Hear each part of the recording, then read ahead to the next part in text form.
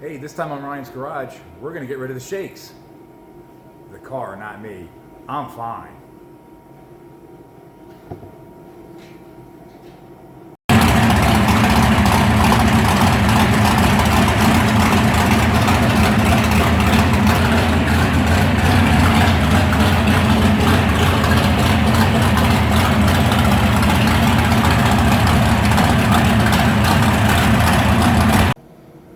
All right, so what we have here today is we have my 2014 Ford Explorer on the lift. This thing is V6, twin turbo, all-wheel drive. This truck is fast, this truck is fun, but right now when you hit the brakes, this truck is shaking like a dog shitting tax, and we're gonna fix that today. So what happens when you hit the brakes and your steering wheel shakes in your hand? What does that mean? Why is it doing this? Well, I'm gonna tell you, just settle down, I'm gonna show you. What's happening is your front rotors are warped, all right? What does that mean by warped? So I thought rather than just slamming a set of rotors in this would be a great time to make a video and show you guys just exactly what it means when the rotors are warped. So today I have the wheel off, the left front wheel is off. I've put a dial indicator on the rotor and we're gonna do a rotor runout test, all right? What is rotor runout? What is a dial indicator? What the hell does this have to do with anything? I don't know, but let's figure it out.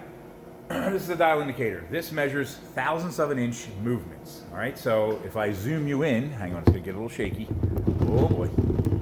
There we go. You can see the gauge. You can see the needle, right? This will measure thousandths of an inch. All right. Every time I move this needle, it's every increment on here is 1/1000th of an inch. So let me zero this back out again. It's very touchy. Okay. So I got that on the rotor. I've made a mark at 12 o'clock on the rotor. What I'm going to do is I'm going to spin this around one revolution so you can see just what it means when your rotors are warped and what runout is. Now I've taken the caliper and I've pulled the pistons back in the caliper just so it makes it a little bit easier to turn and it's less drag on the rotor so you can actually see it. Now if you watch the little needle, I put a wrench on the thing. Oh, by the way, I put the lug nuts back on just to hold the rotor flush against the hub of the wheel. Okay, here we go.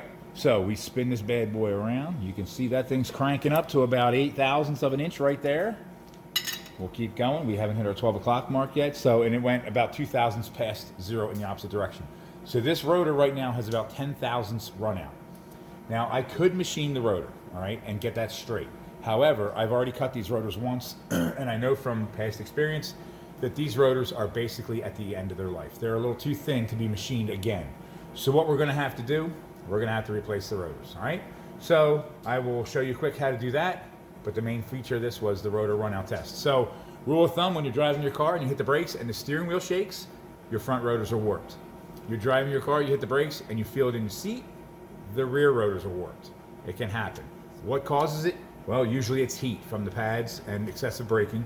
It can also be caused if you put the lug nuts on and you don't use a torque stick, and you blast them on with the impact gun and they're not torqued properly, you literally put a little bit of a warp into the rotor, and then when you hit the brakes, the heat from the brakes will make that warpage permanent. So torque sticks, torque wrenches, torque this, torque that, I don't know, whatever, torque it all right? Let me swap out some rotors and then we'll double check a new rotor and see what the runout is on that. I hope it's less than 10/1000ths. All right, sit tight. All right, we're back. So the caliper is hanging up here off this spring. I got it out of the way because I am going to put brake pads on it after we're done here. The new rotor is installed. You can see this rotor with the sport package that comes with these trucks. It has these big cooling fins in the center of the rotor. Again, it's just to try to keep the rotors cool because they know that this car with the turbos is going to be going fast and it's going to be abused quite regularly, and it is. Okay, so dial indicators on there. When you get a new rotor out of the box, they are coated with some kind of a coating to keep the rotors from rusting in the box. What is it? I don't know. Just clean it off. Get some brake clean, hose them down, wipe them off real good, get it all off, because that coating, if it gets embedded in the brake pads, it can cause a noise or squeal or some other kind of problem, which you don't want. You want to do this properly. All right, so hopefully you can see the dial indicator, okay? We're gonna go, again, one time around the old horn, watch the needle. No television tricks here. There is no runout on this rotor, and that's what you're looking for. You're looking for no runout at all, maybe 1/1000th if that. So I don't know what the actual spec is. It doesn't matter. I don't want any runout because I'm tired of this thing shaking the steering wheel out of my hand. When you're going 80 miles an hour and you hit the brakes, it's actually dangerous, okay? what's happening is that warp in the rotor is making the brake pads oscillate in and out. That's not good. You lose braking. The effectiveness of the brake system becomes, I don't know, depleted, we'll say, and it's not a good sign. So you definitely want to fix this. It can be a safety issue, and for me, it was just a nuisance because I let it go way too long. But it was great for us today because we got to learn something. So hopefully you picked up a little tip here, and it's the understanding why rotors are warping. What can we do to fix it? And unfortunately, because these rotors are coming from, you know where, China, right?